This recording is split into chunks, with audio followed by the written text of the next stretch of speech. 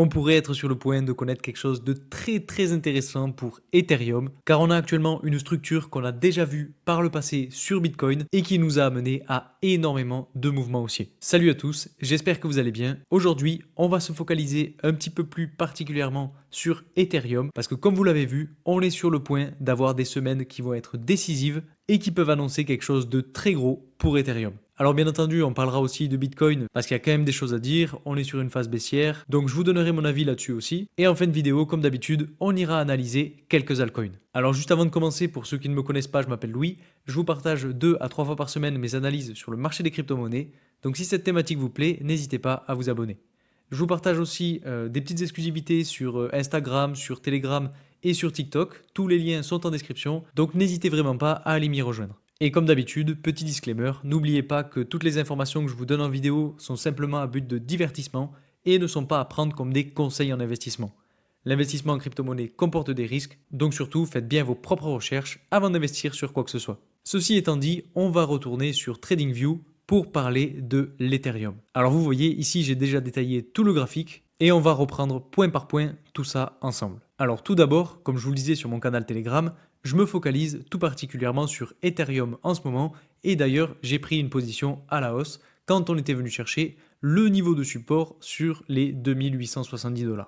Donc pour l'instant, bon, on est sur des chandelles hebdomadaires, mais comme vous le voyez, tout va bien. On est sur une chandelle verte, donc pour l'instant ça va. Mais ce que je voulais vous montrer, c'est qu'on a une structure sur Ethereum qui est similaire à une structure qu'on a déjà connue sur Bitcoin dans le passé. Alors je sais que ce qui s'est passé dans le passé ne reflète pas forcément ce qui va se passer à l'avenir, mais néanmoins, on a quand même une structure qui est plus ou moins identique, et donc on le sait, les structures se ressemblent, on a des patterns, et on peut les analyser pour avoir une idée de la suite qui pourrait se passer sur le marché. Alors je vais mettre en plein écran pour que ce soit peut-être plus simple à lire, et on va se focaliser sur Ethereum.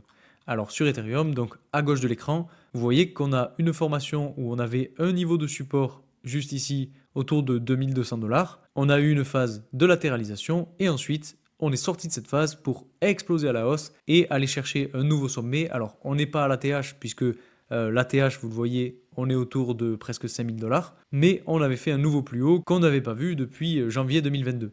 Enfin bref, donc on est rentré un petit peu dans une espèce de canal latéral puisqu'on a eu un niveau de résistance qui s'est matérialisé autour de 3660$ et un niveau de support autour de 2870$. Et en fait, donc on a eu cette alternance entre on est allé chercher le haut, on est allé chercher le bas, on est retourné taper sur la résistance et on est retourné à nouveau chercher le niveau de support. Et en fait, ce qui s'est passé, c'est que en regardant un petit peu, en fouillant sur les courbes et en fouillant sur Bitcoin, je me suis rendu compte qu'on avait un petit peu la même chose qui s'était déjà produit entre mars 2023 et septembre 2023. Donc vous voyez que même en termes de temporalité, on est plus ou moins au même moment. Puisque là, sur Ethereum, on a eu le début de la poussée à la hausse qu'on a ici en février 2024. Donc à un mois près, on est quasiment dans la même temporalité. Enfin bref, sur Bitcoin en tout cas, donc c'était en 2023, donc il y a à peu près un an. Et ce qui s'est passé en fait, c'est que comme sur Ethereum, si je zoome un petit peu plus, vous voyez qu'on a une poussée à la hausse, alors qui s'est faite un petit peu plus rapidement, je vous l'accorde. On est allé chercher un niveau de résistance qui n'était pas l'ATH, loin de là, et ensuite on est rentré dans une espèce de canal latéral. Alors on a eu ensuite une correction, on est allé chercher le support, une poussée à la hausse, on va chercher la résistance, et une deuxième correction, on va chercher le niveau de support. Et vous voyez, donc c'est assez similaire à ce qui se passe en ce moment sur Ethereum. Et ensuite, donc une fois qu'on est venu chercher le niveau de support, on a martelé ce niveau-là. On a eu 1, 2, 3, 4 et 5 mèches de chandelles hebdomadaires qui se sont heurtées sur ce niveau-là. Et ensuite, on a complètement explosé à la hausse pour aller faire un nouveau palier autour de 42 000$. Donc c'était assez propre à voir. Et finalement, à ce niveau-là, il y en avait quand même pas mal qui disaient qu'on pouvait avoir une espèce de formation en M, c'est-à-dire que on serait potentiellement retourné chercher des niveaux de support autour de 22 000$. Et en fait, c'est pas ce qui s'est passé, on a eu du support bien avant. Et donc actuellement, on pourrait avoir le même type de scénario sur Ethereum. Et puis, deuxième chose, alors là aussi, on est sur des chandelles hebdomadaires, et donc il faut prendre du recul pour le voir, c'est ce qui se passe sur le RSI. Vous voyez que sur le RSI, on est sur une tendance haussière depuis maintenant la fin du bear market, c'est-à-dire autour du 13 juin, ou en tout cas mi-juin 2022. Et donc cette tendance haussière est matérialisée par cette ligne blanche. Et sur Bitcoin, on a un petit peu la même chose, puisque vous voyez, on a une tendance baissière depuis la fin du bear market. Et ce qui est très très intéressant, c'est que vous voyez, on a un petit peu le même type d'évolution sur le RSI. Depuis qu'on a fait le point bas sur Bitcoin, on est retourné chercher cette ligne de tendance une première fois. Ensuite, on a évolué à la hausse et on est retourné le chercher. Et quand on regarde sur Ethereum, c'est un petit peu pareil. Donc, on a le point bas, on est venu chercher une première fois la tendance, enfin une première, même une deuxième fois d'ailleurs, et une troisième fois la tendance haussière. Et vous voyez, quand on regarde, on est venu se faire supporter sur le RSI autour de 47. Et sur Bitcoin, on est à peu près pareil, on est à 44 voire 45. Donc on a beaucoup de similarités entre ces deux graphiques et entre ces deux mouvements, et c'est aussi ce qui m'a poussé à me positionner à la hausse sur ce niveau-là. Alors attention, encore une fois, ce n'est que mon avis, c'est juste une étude que j'ai faite sur le marché et sur le découpage de certains mouvements, mais derrière ça, il n'y a aucune certitude. Bien évidemment, on peut potentiellement, suite à la fin de la clôture hebdomadaire, continuer la correction pour retourner chercher potentiellement les 2100$. Ça, c'est pas du tout exclu. Et pour le coup, on aurait fait notre fameux M en retournant chercher ce support. Enfin, dans tous les cas, moi, personnellement, j'ai tenté le coup et j'ai un premier objectif autour de 3260$ et un second objectif autour de 3630$. Donc personnellement, je pense que je prendrai des profits à ces deux points et puis après, on verra bien. Parce que si on arrive à casser à la hausse ce niveau de résistance, alors là, ça peut être très très bon signe, puisqu'on pourrait potentiellement avoir le même type d'évolution que sur Bitcoin. Et d'ailleurs, si on essaye de mesurer, donc depuis le point bas jusqu'au prochain palier, on a fait une évolution sur Bitcoin de 65%. Et si on fait une évolution sur Ether de 65%, ça nous mènerait autour de 4800$. Et 4800$, vous voyez que c'est quasiment l'ATH. Donc ça pourrait ne pas être vraiment déconnant. Moi, je vous partage ça. Maintenant, vous en faites ce que vous voulez. Donc ça, c'était pour Ethereum. Maintenant, on va rapidement aller voir ce qui se passe pour Bitcoin. Et pour le coup, je vais me mettre sur des chandelles journalières. Et donc, vous voyez, en fait, on a un petit peu ce que je vous disais lors de ma dernière vidéo. C'est-à-dire qu'on est quasiment venu chercher le niveau de support des 52 000$. Et que, par contre, on est venu chercher la tendance baissière qu'on a juste ici en blanc. Donc, c'était un niveau de support. Il fallait s'attendre à du rebond. Et c'est exactement ce qu'on a eu. Donc, je vous disais aussi qu'on pouvait être dans un pattern en réaccumulation de wake-off avec justement notre spring qu'on était en train de faire actuellement. Et si on arrivait à repartir dans le pattern et à faire un retest du niveau de support, on pourrait justement avoir notre test, etc. Avoir une dernière stagnation à ce niveau-là pour ensuite casser à la hausse et faire un nouvel ATH. Donc ça, c'est vraiment si tout se passe bien et si on est dans un pattern en réaccumulation de wake-off. Mais pour l'instant, bien entendu, on est toujours en dessous du niveau de résistance maintenant des 60 000$.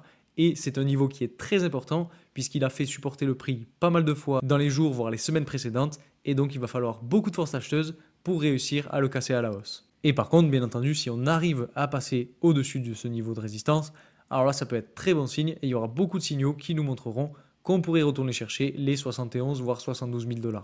Enfin bref, donc sur Bitcoin, moi je me suis pas positionné à la hausse parce qu'on n'a pas vraiment plus de signaux que ça, mais sur Ethereum, comme je vous le disais, ben oui, je me suis positionné à la hausse. J'ai profité du fait qu'on soit venu chercher le bas de canal latéral, si canal latéral il y a, en espérant qu'il retourne petit à petit chercher le niveau de résistance, et donc pourquoi pas, faire une évolution de 30%. Il y a quand même autre chose que je voulais vous présenter aussi sur Bitcoin et sur des chandelles hebdomadaires, c'est les bandes de Bollinger. Quand on regarde un petit peu les bandes de Bollinger sur Bitcoin, vous voyez qu'on est venu chercher le bas, en tout cas la bande basse de Bollinger. Et ça, généralement, c'est pas hyper bon signe si on la casse à la baisse. La dernière fois que c'est arrivé et qu'on est venu chercher les bandes de Bollinger, c'était justement lors du mouvement que je vous ai présenté tout à l'heure. Et en fait, on n'était même pas passé en dessous. Quand on est passé en dessous la dernière fois, c'était pendant le bear market, autour de la semaine du 7 novembre 2022, et on avait su rebondir dessus. Et sinon, quand on regarde lors des bull markets, la dernière fois que c'est arrivé et qu'on a eu une chandelle qui a clôturé sous la bande basse de Bollinger, c'était la semaine du 9 mars 2020. Donc vous voyez que ça commence à dater très fort. Et vous connaissez la suite. On a eu une explosion à la hausse du prix du Bitcoin sur plusieurs semaines. Et si on le mesure, donc jusqu'à l'ATH, on avait plus de 1500%. Alors attention, je ne dis pas qu'on pourrait avoir ça, je dis juste que la dernière fois que c'est arrivé et qu'on a eu donc une chandelle qui a clôturé sous la bande basse de Bollinger, ça nous a donné ça en bull market. Donc là c'est le cas, on a une chandelle qui a clôturé sous la bande basse de Bollinger. Maintenant on est en train de repasser au-dessus, donc petit à petit on pourrait recommencer à comprimer les bandes de Bollinger Et généralement, quand on commence à comprimer ces deux bandes, il faut s'attendre à du mouvement. Alors personnellement, au vu de la situation, j'aurais plutôt tendance à dire qu'on serait sur un mouvement haussier, mais bon, il faut quand même s'attendre au scénario baissier qui pourrait nous amener très bas. Alors le premier niveau de support, vous vous y attendez, c'est le niveau de support des 52 000 dollars. Par contre, si on n'a pas du tout de force acheteuse et qu'on continue à baisser, alors on aura un autre niveau de support autour de 38 000 voire 40 000 dollars. Donc c'est un scénario à avoir en tête parce que ça se pourrait aussi qu'on ait ce type de vague baissière qui nous fasse perdre presque 50%.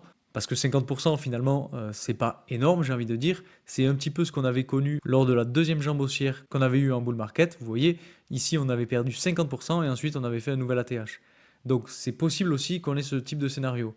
Alors personnellement, j'envisage pas du tout qu'on retourne sur les 40 000 dollars, mais bon, il faut quand même l'avoir en tête. Dans tous les cas, pour Bitcoin, si on arrive bien à rebondir sur cette bande basse de Bollinger, on pourrait avoir donc une espèce de stagnation, un retour dans le canal et avoir des bandes qui petit à petit compriment pour ensuite, à la fin de l'été, avoir un signal haussier. Personnellement, je suis plutôt sur ce scénario-là, puisque je vous le rappelle, en septembre, on a la réunion du FOMC qui vont potentiellement baisser les taux d'intérêt, avec, si je dis pas de bêtises, une estimation qui évoquerait donc une baisse des taux d'intérêt une dizaine de fois consécutive, si bien entendu, on a l'inflation qui chute en dessous des 2%. Donc on aura un petit peu tous ces résultats après l'été, en septembre donc, ce qui présagerait finalement un été assez calme. Et puis vous le savez, on a aussi les élections américaines qui approchent à grands pas, c'est pour octobre de cette année si je dis pas de bêtises, et donc là pour le coup, si on a Trump qui est élu, alors ça pourrait être une bonne nouvelle pour les crypto-monnaies. Encore une fois, je suis pas là pour faire de la politique, mais si vous vous souvenez, donc lors du cycle de 2017, quand il a été élu, on a vraiment eu un bull run qui était magnifique.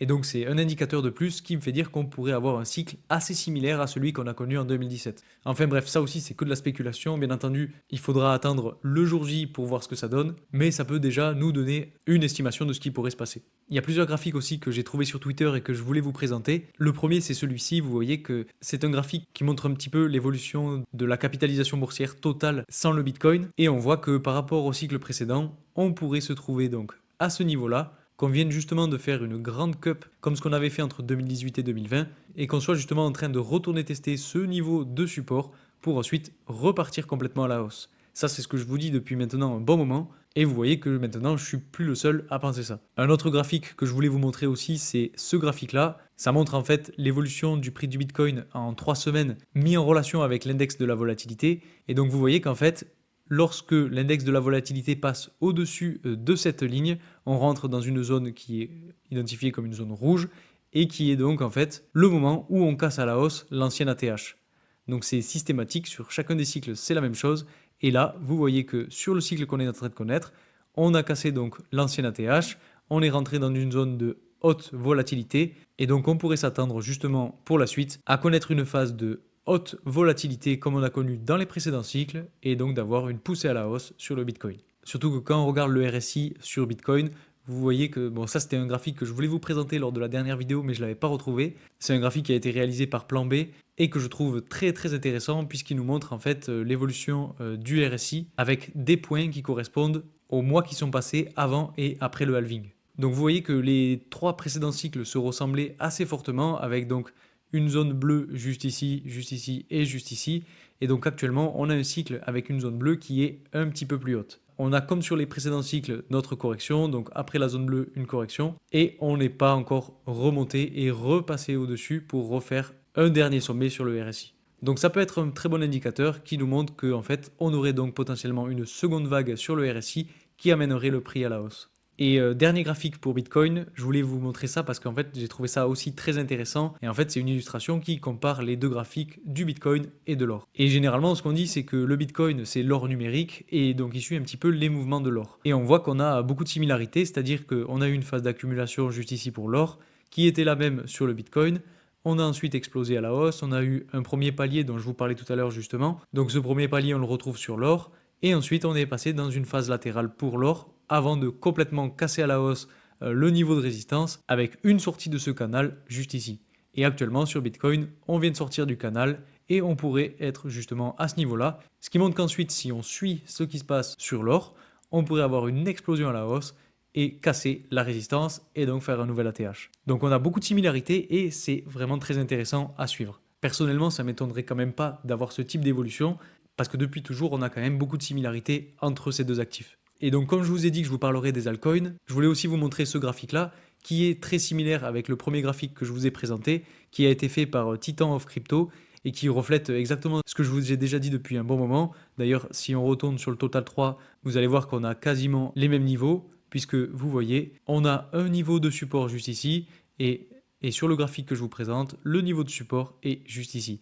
Donc on serait potentiellement en train de faire le retest dont je vous parle depuis maintenant un bon moment, ce qui signifierait qu'ensuite on aurait un breakout de la tendance baissière pour complètement exploser et aller chercher la tendance haussière que moi j'ai matérialisée en blanc avec un objectif juste ici. Et en plus de ça, quand on regarde le RSI, on voit que sur le RSI, on est sur la tendance haussière. Alors on l'a cassé un petit peu à la baisse, donc c'était assez inquiétant, mais pour le coup, on est repassé au-dessus. Donc est-ce que c'était un piège? Je ne sais pas, mais en tout cas, ça peut être un très bon indicateur. Si on arrive à clôturer au-dessus et à repasser au-dessus, alors là, ça peut vraiment être très très bon signe pour les crypto-monnaies et notamment pour les altcoins. Et donc, en parlant d'altcoins, comme promis en début de vidéo, on va aller voir quelques altcoins que j'ai sélectionnés et qui peuvent avoir des formations assez intéressantes. Alors, bien entendu, le premier altcoin que j'ai sélectionné, c'est Ethereum.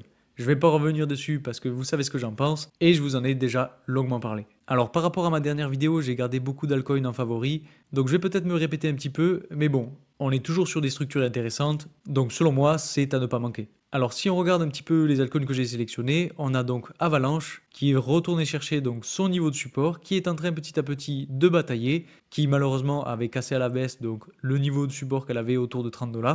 Et pour l'instant, depuis quelques semaines, on latéralise. Ensuite, j'ai gardé la crypto-monnaie Rio parce que sur cette crypto-monnaie-là, on est retourné chercher un niveau de support très important.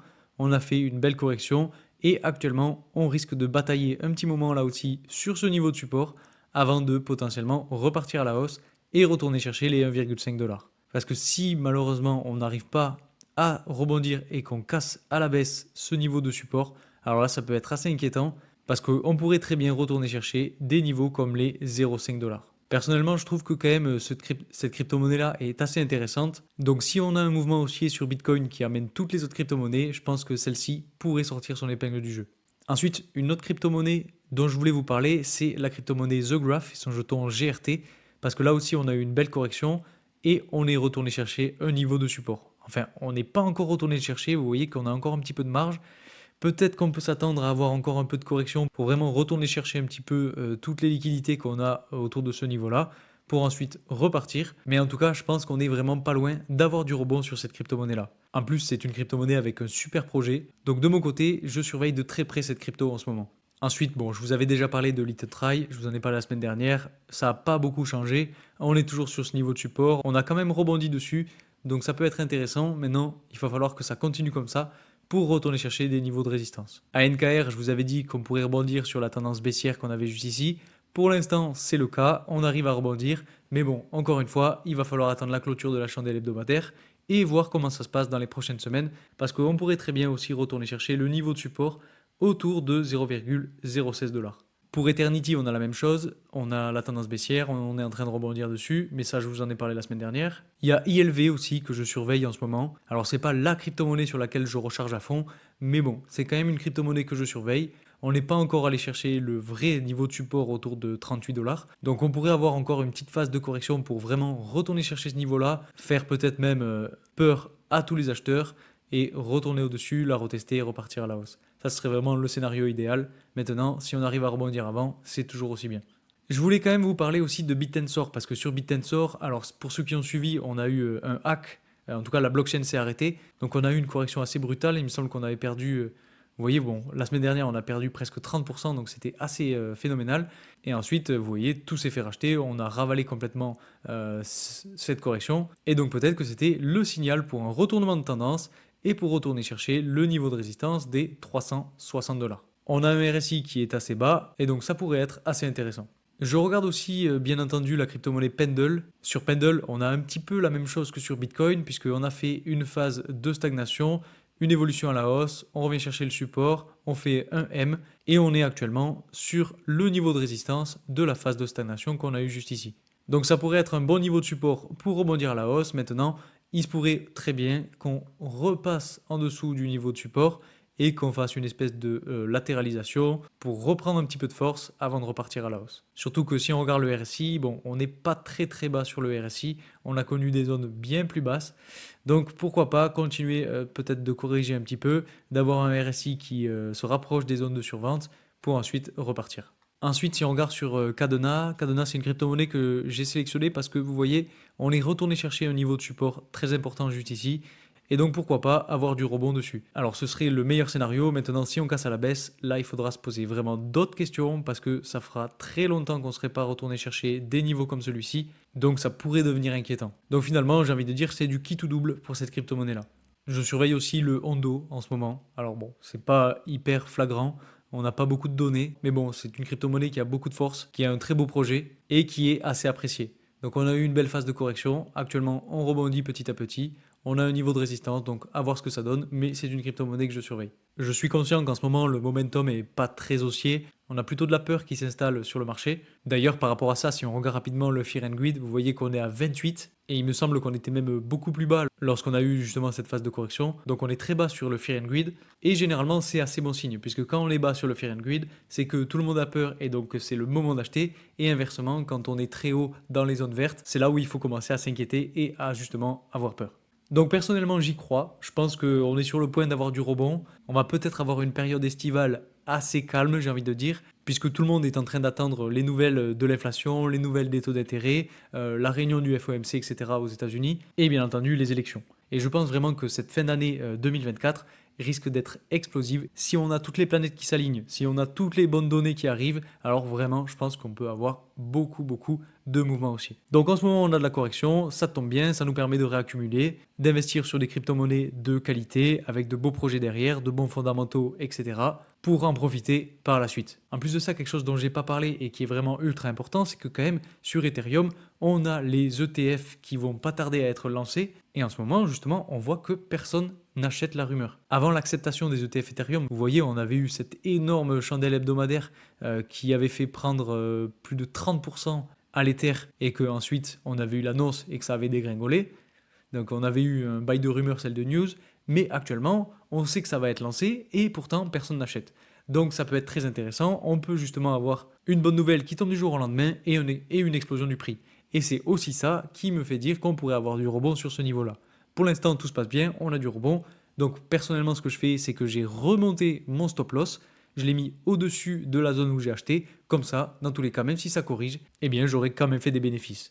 Et c'est vraiment ce que je vous conseille de faire. Une fois que vous avez un trade qui passe bien, qui commence à être dans le positif, remontez petit à petit votre stop loss, comme ça même si ça craque, eh bien dans tous les cas vous serez gagnant. Enfin bref, c'est la petite technique que j'utilise, maintenant libre à vous de le faire ou pas. Donc voilà, c'est tout pour aujourd'hui, j'espère vraiment que cette vidéo vous aura plu, il y a beaucoup de contenu, j'espère que mes vidéos vous plaisent toujours autant. Dans tous les cas, restez forts, ça va repartir. Si mon travail vous plaît, n'oubliez pas de vous abonner, de mettre un like sur cette vidéo, et puis moi je vous dis à très vite pour une nouvelle vidéo. Salut!